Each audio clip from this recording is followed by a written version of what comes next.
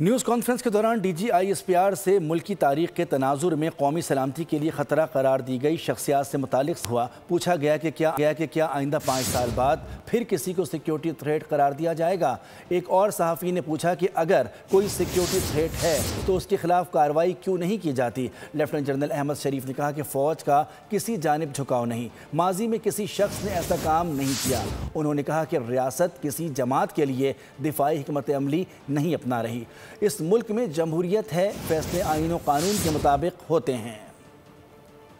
I don't think کہ اگر آپ پاکستان کی تاریخ کو آبجیکٹیولی دیکھیں کہ اتنے واضح طریقے سے کبھی پاکستان کی فوج نے کسی شخص کے بارے میں یہ بیانیہ رکھا ہو اسی پوڈیم پہ کہ وہ not so clearly explicitly giving examples, giving objective proof کہ یہ کر رہا ہے، یہ کر رہا ہے، یہ کر رہا ہے، یہ کر رہا ہے، جس کو آپ استعمال کرتے ہیں کہ شاید فوج کا جھکاؤ ادھر ہے، فوج کا جھکاؤ ادھر ہے، فوج ادھر کر رہی ہے۔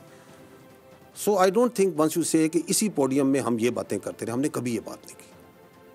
وی have come out very clearly because I think now there is a time that we need to, جو میں نے کہا نا، بیر نقل ہمیں بتانا پڑے گا کہ یہ جو بیانیہ چلا رہا ہے یہ کون ہے، اور جو یہ کام کر رہا ہے، آپ نے جو نام لیے جن لوگوں کے، ان میں سے کسی نے یہ کام نہیں کیا۔ کیونکہ جب ہم جنرلائز کرتے ہیں تو آپ اس قوم کے ملک کو بتاتے ہیں کہ پہلے بھی یہ کر دے رہے، آگے بھی یہ کریں گے۔ No, we have not done this before and we will not do it again. That democracy and the parliamentary democracy system in this country that is prevalent as per the constitution is the best form of government, and that's the way this country should be run. Subscribe کریں اور بیل دبائیں تاکہ کوئی خبر رہ نہ جائے۔